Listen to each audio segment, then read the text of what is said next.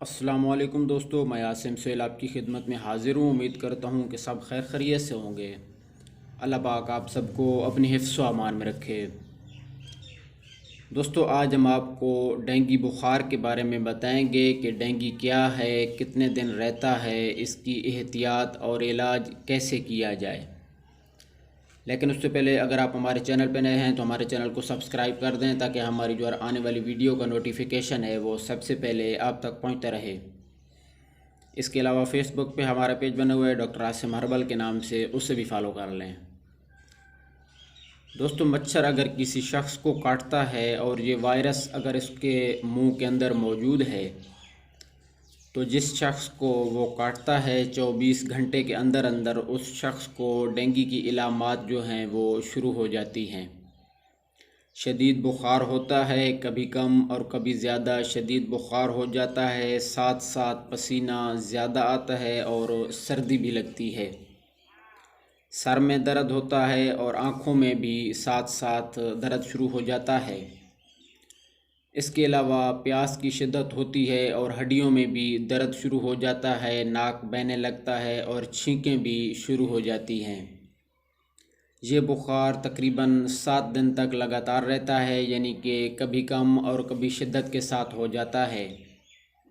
اور اگر اس کا پتہ نہ چلے، یعنی کہ اگر آپ کسی معالج کے پاس نہ جائیں تو 10-11 دن تک یہ بخار رہ سکتا ہے۔ یہ بخار خطرناک تب ہوتا ہے جب جسم میں خون کی کمی ہو جائے یا پلیٹلیٹس جو ہیں وہ نیچے آ جائیں۔ اس کے علاوہ لیمفوسائٹس کا کم ہو جانا ان علامات میں یہ خطرناک ہو جاتا ہے۔ اور جب یہ بخار ختم ہو جائے اور ساتھ جسم پر سرخ رنگ کے دھبے یا دانے نمودار ہو جائیں تو یہ اور زیادہ خطرناک ہو جاتا ہے۔ اور اگر کسی مریض کو ڈینگی ہے تو اسے کوشش کریں پانی کا استعمال زیادہ کروا دیں، زیادہ سے زیادہ جوسز استعمال کروائیں اور ساتھ ساتھ گرین ٹی کا استعمال زیادہ کروا دیں۔ اور مریض کو ایسی غذائیں دینی ہیں کہ جن میں وٹامن زیادہ مقدار میں پائی جاتی ہیں، جیسا کہ وٹامن اے، وٹامن بی اور وٹامن 6 وغیرہ۔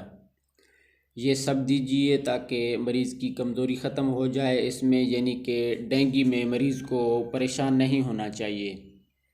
یہ جان لیوا ضرور ہے لیکن ہمت کریں تو اتنا خطرناک بھی نہیں ہے، لیکن بر وقت علاج کروانا بہت ہی ضروری ہے۔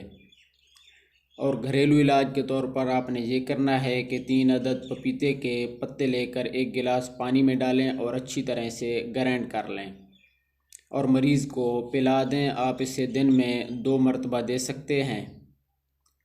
اس کے علاوہ ڈینگی کے لیے نیم کے پتے بھی بہت ہی مفید ہیں۔ نیم کے 4 سے 5 پتے لے لیں اور 1 گلاس پانی میں ڈالیں اور اس کو اچھی طرح ابال لیں اور ٹھنڈا ہونے کے بعد 1 چمچ شہد ملا کر مریض کو پلا دیں، انشاءاللہ فائدہ ہوگا۔ تو دوستو، یہ تھی آج کی ویڈیو۔ امید ہے کہ آپ کو پسند آئی ہوگی۔ دعاؤں میں یاد رکھیے گا۔ جزاک اللہ خیرہ۔